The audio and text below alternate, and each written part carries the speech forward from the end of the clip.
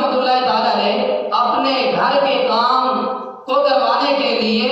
اڈے پر گئے جہاں پر مزدور کھڑے ہوتے ہیں، انتظار میں ہوتے ہیں بیچارے کہ کوئی آئے ہم کام کریں۔ تو جب ابن جوزی رحمۃ اللہ تعالیٰ نے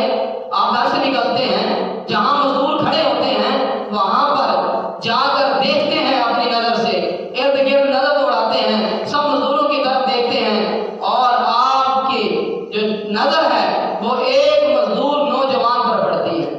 اور اس نوجوان کا چہرہ جو مبارک ہے وہ تجلیات نور کی تجلی سے جو ہے روشن ہے، چمک رہا ہے۔ ابن جوزی رحمۃ اللہ تعالی نے اس مزدور کے پاس جاتے ہیں اور جا کر سلام مصافحہ دعا کی، اور اس کے بعد آپ فرماتے ہیں کہ گھر کا کام کروانا ہے اور میرا دل کرتا ہے کہ میں آپ کو اپنے گھر کے کام کے لیے لے جاؤں۔ تو دیکھیے اس نوجوان نے کتنا خوبصورت جواب دیا۔ اس نے کہا ضرور، میں اس لیے یہاں پہ کھڑا ہوں، میں ضرور جاؤں گا، لیکن میری کچھ شرطیں ہیں وہ قبول کر لے، میں چلا جاؤں گا۔ تو دیکھیے ادھر معاملہ الٹ ہے۔ ہم اگر کسی کوئی مالک مکان یا کوئی عہدے داران افسر وہ کسی سے کام کروانا چاہے اپنے سے نیچے والے، اور اس سے جو ہے اپنی شرطیں بتاتا ہے، اپنی ڈیمانڈ کرتا ہے یہ کرنا ہے، یہ ہماری شرائط ہے، اس پر آ جاؤ، تو قربان جائیے وہ مزدور وہ کیا کہہ رہا ہے کہ میری کچھ شرطیں ہیں، اگر قبول کر لیجئے تو میں آپ کے ساتھ چلنے کو تیار ہوں۔ انہوں نے کہا بتائیے کون سی شرطیں ہیں؟ اس نوجوان نے پہلی شرط جو بتائی، اس نے کہا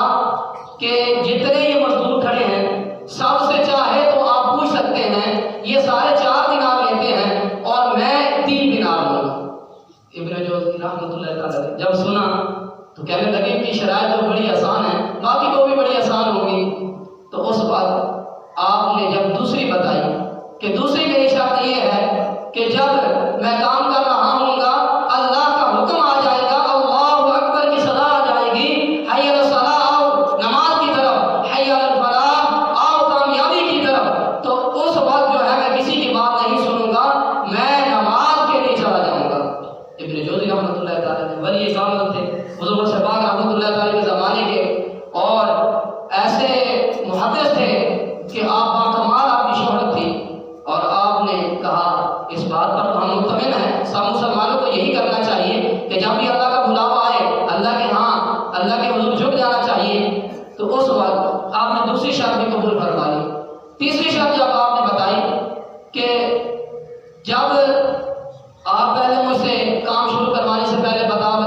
جو بھی کام کروانا بتا دینا، کام کے درمیان کوئی سوال کا جواب نہیں دوں گا۔ تو کہا یہ بھی ٹھیک ہے۔ آپ جب پہنچے جس جگہ پر کام کرنا تھا گھر کے اندر، تو کام شروع کرنے سے پہلے سارا کچھ بتا دیا۔ اب کام شروع کیا، جو مزدور سارے دن کے اندر کام کرتا ہے وہ اس نوجوان نے 2 گھنٹے کے اندر کام کر دیا۔ تو دیکھیے کام کرنے سے کام آگے نکلتے رہتے ہیں، تو کام میں مصروف رہے۔ اب ادھر ظہر کا وقت ہوتا ہے، اللہ اکبر کی صدا ہوتی ہے، اللہ سب سے بڑا ہے، ادھر دل میں محبت الہی ہوتی ہے،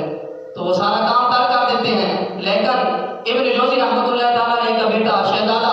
وہ آتا ہے نماز کے لیے، تو راستے میں جہاں سے گزرنا ہوتا ہے مٹی پڑی ہوتی ہے جہاں وہ کام کر رہا ہوتا ہے۔ ابن جوزی رحمۃ اللہ تعالیٰ کے شہزادے نے کہا یہ تھوڑی سی مٹی تو ہٹا دیں۔ انہوں نے کہا آپ کے والد سے میرا وعدہ ہوا ہے کہ میں کوئی جب اللہ کی صدا آ جائے گی، اللہ کا بلاوا آ جائے گا، کوئی کام نہیں کروں گا، لہذا میں اللہ کے بلاوے پر جا رہا ہوں، اس وقت میں آپ کے کسی سوال کا جواب نہیں دے سکتا۔ جاتے ہیں نماز ظہر ادا کرتے ہیں، نماز ظہر کے بعد جب واپس آتے ہیں تو عموماً جو ہے یہ کھانے کا وقت ہوتا ہے، تو ابن جوزی رحمۃ اللہ تعالیٰ نے جو کچھ تمام انتظام کیا تھا وہ لائے، لیکن قربان جائیے روزوں کا مہینہ نہیں تھا، اور روزے کے مہینے نہیں تھے، عام دنوں کے اندر جب کھانا لایا گیا تو اس نوجوان نے کہا میں روزے سے ہوں۔ قربان جائیے نوجوان جو سب سے زیادہ کام کرنے والا ہے، عام مزدوروں سے زیادہ محنت کرنے والا ہے، اور روزے کی حالت کے اندر نقلی روزے کے اندر ہے، تو اس وقت اپنے کام میں پھر مصروف ہو جاتے ہیں۔ جب شام کا وقت ہوتا ہے تو اس وقت جانے لگتے ہیں، تو 3 دینار نکال کر ابن جوزی رحمۃ اللہ علیہ کے ہاتھ پر رکھتے ہیں اور کہا آپ کا کام بڑا پسند آیا، دل خوش ہو گیا، آپ کل پھر کام پہ آ جائیے گا۔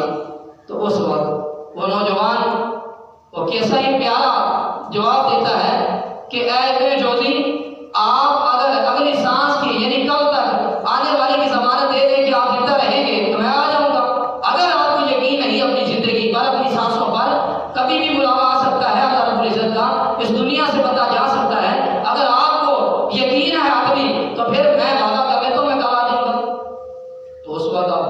کیا جواب دیتے کہ جب سانسوں کا پتہ ہی نہیں اگلی سانس ہے کہ نہیں، تو پھر اس وقت آپ 3 ٹھکا لیتے چلے جاتے ہیں۔ اور پھر ابن جوزی رحمۃ اللہ تعالیٰ اگلے دن پھر جب اڈے میں جاتے ہیں مزدور تلاش کرنے کے لیے اسی مزدور کو، لیکن وہاں پر نظر نہیں آتے۔ اور اس وقت آپ دوسرے مزدوروں سے پوچھا کہ یہاں پر نوجوان تھے آج نظر نہیں آ رہے، انہوں نے کہا کہ وہ ہفتے میں صرف 1 دن آتے ہیں۔ تو انہوں نے کہا جی اب ہفتے بعد آئیں گے تو پھر ملے گا، اب ہفتے بعد آئے تو پھر ملا، اسی طرح اسی شرائط پر کام کیا۔ پھر اب تیسرے ہفتے کو جب آئے تو دیکھا وہ مزدور وہاں پر نہیں ہے، بڑے پریشان ہوئے، پوچھا لوگوں سے تو انہوں نے کہا وہ شدید بیمار ہیں، بیماری کی وجہ سے آج اڈے پر نہیں آ سکے، تو لہٰذا آپ جو ہے ان کا پتہ انہوں نے پوچھا پتہ کہاں پر ہے، تو پتہ بتایا کہ فلاں ویرانے کے اندر ایک سادی سی جھونپڑی کے اندر رہتے ہیں۔ تو انہوں نے اپنا سفر باندھا، وہاں پر پہنچتے ہیں، ابھی دروازہ کھٹکایا ان کی جھونپڑی کا، اندر سے آواز آئی ہے ابن جوزی اندر تشریف لے آئیے۔ حیران ہو گئے کہ ابھی میں پہنچا ہوں تو انہوں نے مجھے پہچان بھی لیا ہے صرف دروازہ کھٹکانے کی وجہ سے۔ تو جب اندر گئے تو آپ کانپ رہے تھے بیماری کی شدت کی وجہ سے، جسم تھرتھراہٹ کر رہا تھا، اور آپ نے جب میرے سلام دعا کی، کہا آپ آ گئے ہیں، ٹھیک وقت پر آئے ہیں، آپ میرے ساتھ 2 باتوں کا معاہدہ کریں، 2 باتوں کا وعدہ کریں۔ ایک بات یہ ہے، ایک انگوٹھی دی کہ یہ انگوٹھی جو ہے وہ دے کر اس کے بعد ایک لفظ یہ بولا کہ آج رات میرا انتقال ہو جانا ہے۔ جانے سے پہلے دنیا سے بتا رہے ہیں کہ آج رات میرا انتقال ہو جانا ہے، کل آ کر روشنی کے اندر، سورج کی روشنی کے اندر میرا جو ہے کفن دفن کا سارا انتظام جنازے کا آپ ہی کر دیجیے گا۔ تو وہ انگوٹھی جب دی اور یہ ساتھ کہا کہ یہ انگوٹھی کل جب میرا جنازہ ہو جائے اس کے بعد عصر کی نماز جب پڑھ لیں تو وہاں جب پتہ بتایا کہ وہاں جا کر آپ انتظار کیجیے گا، ایک کوٹھی کے اندر سے خلیفہ ہارون رشید نکلیں گے، اور جب آواز دیں گے نہیں سنیں گے، اور پھر آپ انہیں کہیں گے آپ کی امانت ہے وہ لے لیجیے، جب یہ بات کہیں گے تو وہ آپ کی بات سنیں گے۔ اب جب اگلا دن آیا تو آپ وعدے کے مطابق وہاں پر جب پہنچتے ہیں دروازہ خود بخود کھل جاتا ہے، اندر جاتے ہیں تو کیا دیکھتے ہیں کہ ایسے ہے جیسے ابھی دیدار مصطفیٰ نصیب ہوا ہے، وہ کھڑے ہیں، لیٹے ہوئے ہیں، لیکن چہرے پر مسکراہٹ ہے اس نوجوان کی، اور آپ جو ہے اس وقت ان کو دیکھا، روح پرواز کر چکی تھی، آپ نے سارا انتظام جیسے وعدے کے تھا مختصراً سارا انتظام کیا، تو آپ سوچنے لگے کہ جنازے میں اب کون آئے گا، میرے سوا اور کسی کو پتہ بھی نہیں ہے تو کون آئے گا، لیکن قربان جائیے تو عاشق کا جنازہ ہو تو پھر کیا ہی خوب نظارے ہوتے ہیں، جیسے امیر المجاہدین کے جنازے کے اندر کیا خوب نظارے تھے، دنیا قیامت تک پریشان حیران رہے گی کہاں سے آئے لوگ، وہیں سے آئے جن کے ساتھ وفا کی ہے۔ تو پھر اس وقت جنازے کا جب رکھا گیا ٹائم اور دیکھا کہ جھرمٹ قافلوں کے اندر لوگ آ رہے ہیں، اور پھر کیا خوب بھی شاعر فرماتے ہیں کہ عاشق کا جنازہ ہے ذرا دھوم سے نکلیے، محبوب کی گلیوں میں ذرا گھوم کے نکلیے۔ تو جنازے میں اتنے لوگ آئے کہ حیران کن، اللہ کے ولی کا جنازہ ہو، نیک بندے کا جنازہ ہو تو پھر خود بخود لوگ آ جاتے ہیں۔ اس واقعے کو مکمل کریں گے 5-6 منٹ اور لگ جائیں گے، تو اس واقعے کو آپ شروع کیا تو مکمل کرتے ہیں انشاءاللہ، اس سے کافی فائدہ حاصل ہوگا، مزدور طبقے کو بھی جو سن رہے ہیں ان کو بھی بڑا فائدہ حاصل ہوگا۔ اب جو ہے جنازہ ہو گیا، دفن کا سارا اہتمام ہو گیا، عصر کا وقت نماز پڑھنے کے بعد وقت مقررہ پر اسی جگہ کھڑے ہو گئے، انتظار میں انگوٹھی دینی ہے، خلیفہ ہارون رشید نکلیں گے، اسی ٹائم کے مطابق عصر کے بعد نکلے، آواز بھی نہ سنی، جیسے فرمایا اسی طرح نہ سنی، تو اس کے بعد کہا آپ کی امانت ہے وہ امانت لے لیجیے۔ اب جب یہ ذکر کیا تو وہ واپس ہٹ کے مڑ کے دیکھا اور ملے، اور جو وہ تھی امانت انگوٹھی جب دی تو چیخ ماری انہوں نے، زوردار چیخ مارتے ہیں اور بے ہوش ہو جاتے ہیں۔